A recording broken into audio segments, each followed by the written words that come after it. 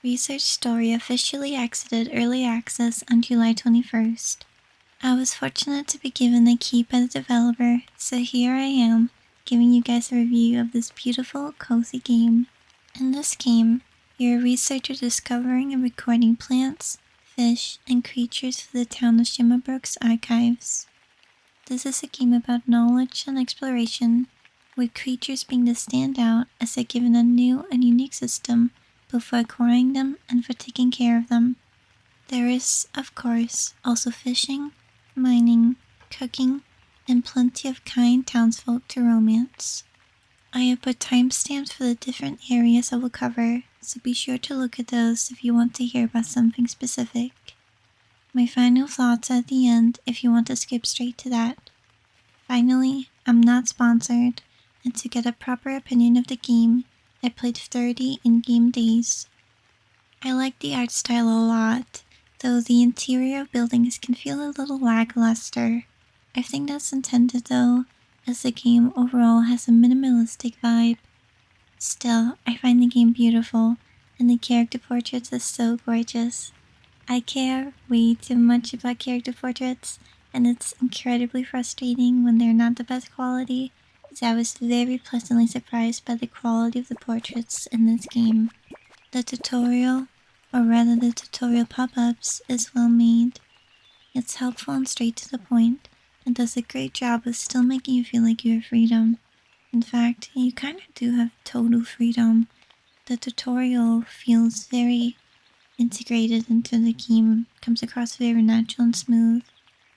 And the game's minimalism is really great here, with the pop-ups being simple and not overwhelming.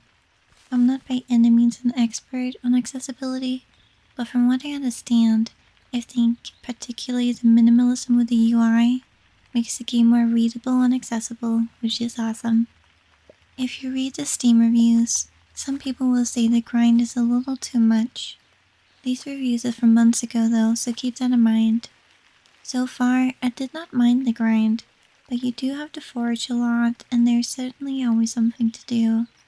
There's a lot of recycling, in a sense, where items you forage or make can be reused for something else, which I think is cool. It's difficult to properly judge the grind when I've only played 30 days, but I liked it so far. I will repeat this later, but you need bait to fish, and to craft bait you need to generally use items you're already using for other purposes. That I do not like. I much prefer fishing without the requirement of having bait, and this adds some unenjoyable grind for me. It can also get a little stressful feeding all your creatures. Luckily, they still drop products even if you don't feed them, and you can even buy what's called a dormancy barn, where animals inside it require little to no upkeep. Finally, there's also a good amount of automation available, even for fair prices, so you can definitely tell the developer has thought about this. If people consider the grind to be too much, I think the developer would be receptive to hearing that. The stories in farming games, or cozy games in general, often aren't my priority. I think the story in Research Story is nice and coherent, almost like an enjoyable background to an enjoyable game. For now, I don't think it will blow anyone's heads off. Instead, it'll be a likable additional feature to the game that you like whenever you run into it. And I do like that the story is overpowering. The player feels very integrated into the world and story, like a lot of main story progress just comes from me existing and doing my job, which I like. Like I said earlier, the character portraits are so gorgeously drawn. There's a very creative variety in their appearances as well, such as one of them even having green skin. Some of them have distinct personalities, but others I don't really feel it. The town unfortunately does not feel very lively, and the NPCs generally feel like inanimate objects rather than engaging characters. The map doesn't come across as lived in. Stardew Valley does a pretty good job of this when you might randomly find NPCs in areas you weren't expecting. Fields of Mystria also has the same kind of issue, but they make up for it with character depth and the entire town being all together in one building once a week. Again, in Research Story, the NPCs feel like objects with lackluster dialogue. Some cutscenes are also extremely short and don't really offer anything, but then some slice of life cutscenes are pretty good. I dislike that the quality for the cutscenes isn't consistent. The dialogue is also very, very lacking. One of the local baddies, Yan, said something along the lines of, "Hello Emily, take a seat," and that's it. Nothing else. This is what almost always happens. They give you a generic one sentence and that's it. My personal favorite NPC is Ming, who is constantly in this room. When you talk to NPCs in their homes, they often gently tell you they're busy. Since Ming is always here, pretty much all of his dialogue is implying I should leave. He's also very meta. He told me, it's a bit weird how you're just watching me. I specifically entered your private room to see you, so yeah, you're goddamn right I'm weird. Several of his dialogues are funny and meta like that, which I do truly enjoy. I just wish it wasn't the entirety of his dialogue. I gave him a gift on his birthday and nothing was different. He didn't bring up his birthday himself, nor did the other NPCs. Additionally, the dialogue for the non-romanceables is extremely lackluster, even more so than with the romanceables. They repeat the same dialogue very, very often.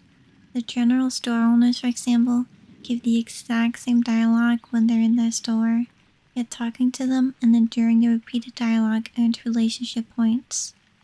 Sometimes there is unique dialogue though, like for certain town events that I won't spoil. Weirdly, despite how lacking the dialogue is, the relationship menu is pretty nice, quickly showing you if you've chatted or gifted them today, along with some information on them.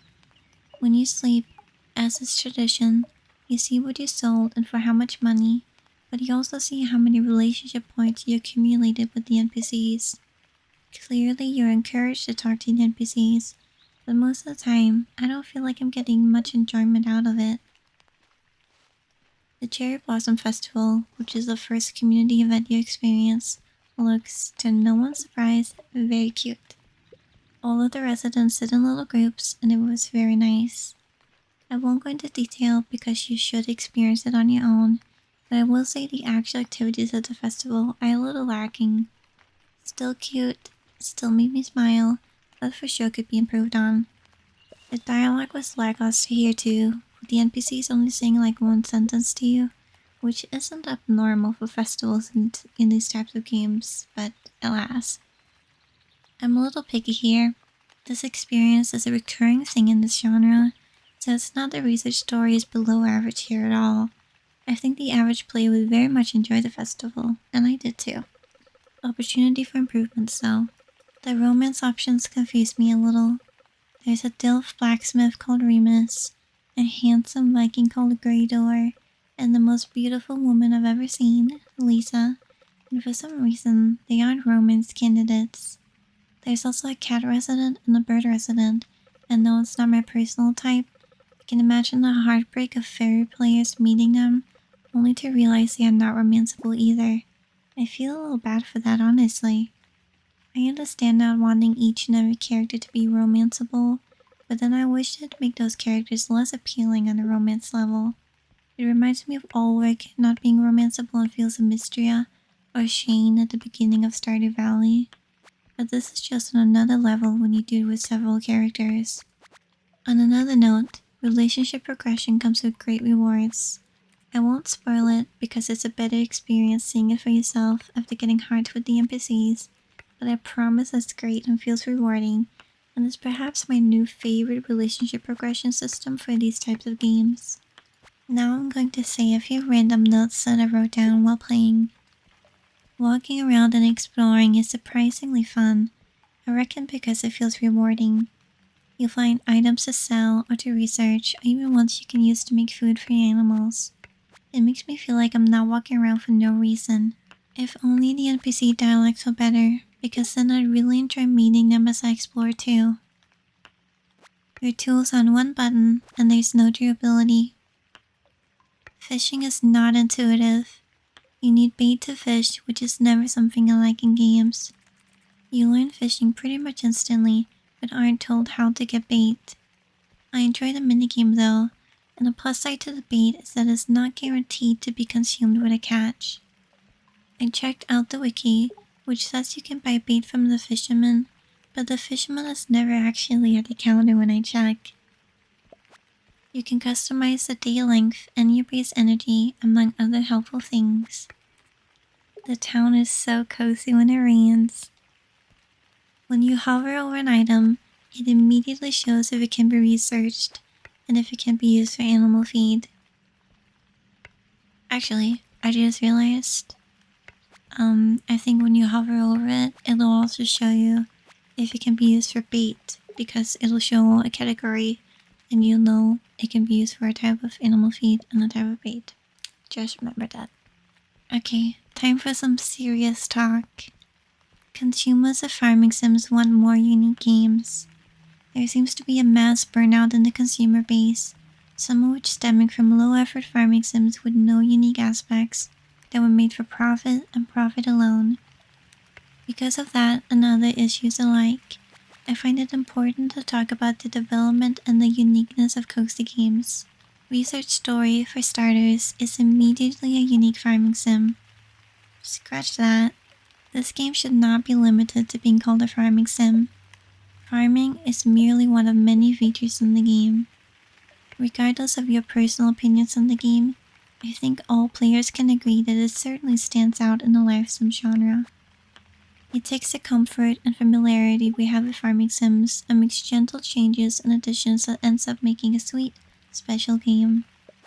It's not revolutionary or a drastic change from other farming sims or life sims, but it manages to stand out in memorable and enjoyable ways which I've been craving for these types of games. The game is self-published with one developer, with them seeming very authentic and passionate about their project.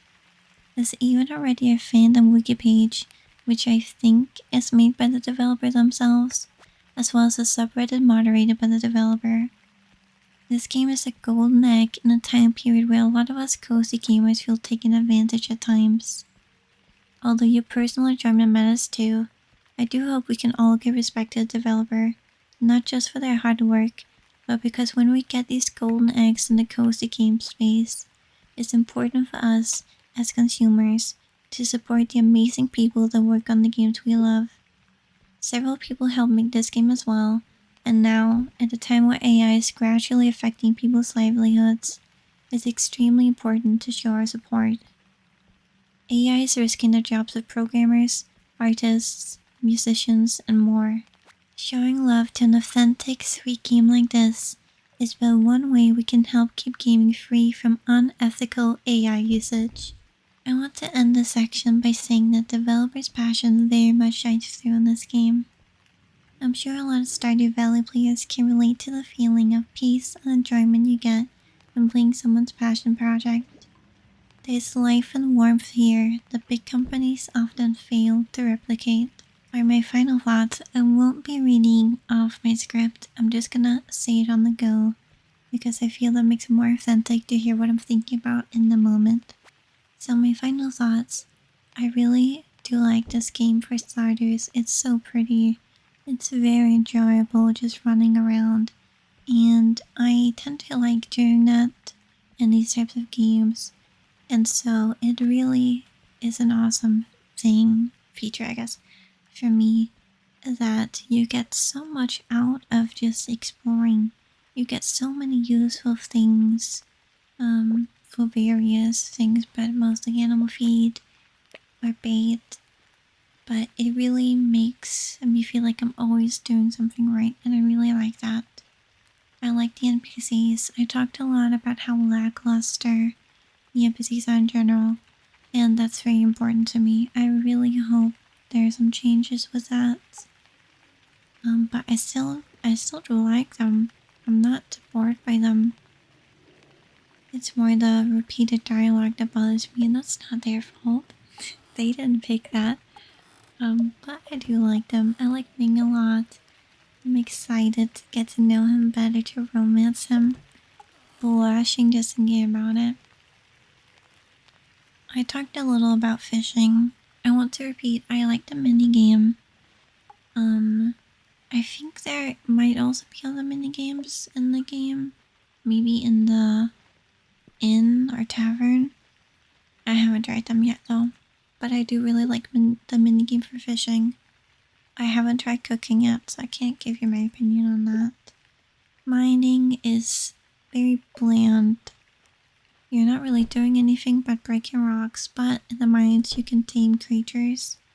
And I like that. That's a good extra new thing to mining. As far as I know, there are no creatures for combat in the mines, which I think is very sweet. I understand some people like combat, I also like combat, but I think it really shows the coziness of the game and this overall idea that animals are friends, creatures are friends. They're here for us to research, get to know better, take care of, not harm. So I quite like that for that reason. In general, I really like the gameplay loop and I find myself looking forward to getting hearts with NPCs or progressing the story or seeing new festivals. And it makes me feel warm inside having things to look forward to in the game, and I really like that. It makes me happy. And I mentioned this previously, but the developer's passion just really shines through and it makes me feel so much better when I play it. I don't know how to describe that feeling. You'll have to play it for yourself and see, but it does feel really good. Should you buy this game? I'm gonna say yes, but you should keep in mind this is a passion project. It's one developer. There are certainly areas for improvement, and honestly, the game can be more enjoyable when you keep in mind that this is all made by love, I guess. Sorry, it sounds silly. I have Dragon Age BioWare trauma right now, okay? So I'm really thankful to the developers like this one. So you should for sure keep that in mind. And it's a very fun game. It's a very enjoyable game. It's a nice game. It makes you feel good inside, and isn't that what we always want from cozy games?